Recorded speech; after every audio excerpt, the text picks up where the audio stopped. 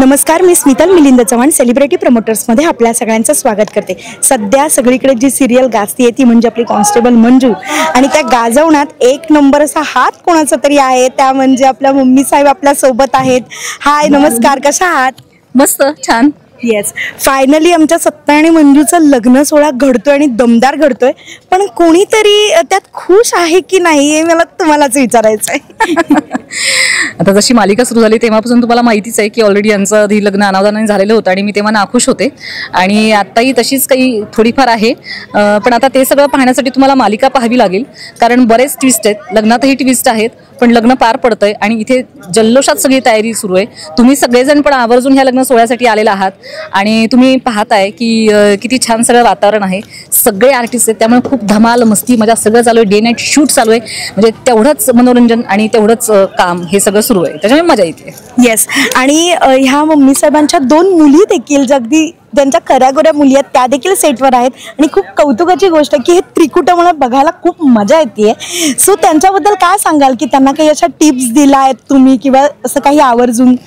हो, टिप्स तर त्यांना रोजच असतात असं म्हणायला हरकत नाही, कारण जसं जसे सीन येतात तसं तसं ते सिच्युएशन्स प्रमाणे असतात आणि त्यांना तेवढं नॉलेज नाही आहे त्याच्यामधलं।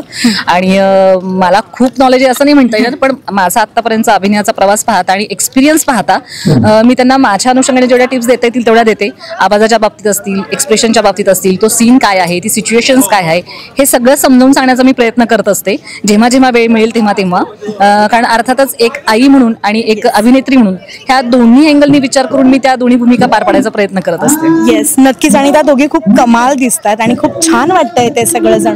आता लग्न सोहळा म्हटल्यावर कुठेतरी तुझ्या दोन मुली आहेत, सो तू हा क्षण तुझ्या रिअल लाईफ मध्ये पण एकदम जवळून अनुभवणार आहेस, तर काय सांगशील? कारण ही सगळी सिच्युएशन आता दिसते, अरे तू तरी हे जस्ट विचारल्यावर तू इमोशनल झाली आहेस। अर्थात प्रत्येक आईसाठी हा क्षण असाच असतो, त्याच्यामुळे साहजिक आहे की तो विचारही मनात आला तर फार नर्वस व्हायला होतं, आणि मलाही फार, मी जेव्हा विचार करते तेव्हा आनंदही तेवढाच होतो आणि दुःखही तेवढंच होतं, कारण आपल्या भारतीय संस्कृतीप्रमाणे की मुली नांदायला जातात, त्याच्यामुळे साहजिक आहे तो क्षण तेव्हा कसा पार पडेल माहित नाही, पण असं सगळं सुरू आहे। येस, नक्कीच, तुम्हाला त्रिकुट बघायला मला खूप आवडेल। जाता जाता आपल्या प्रेक्षकांना तुम्ही काय सांगून जा?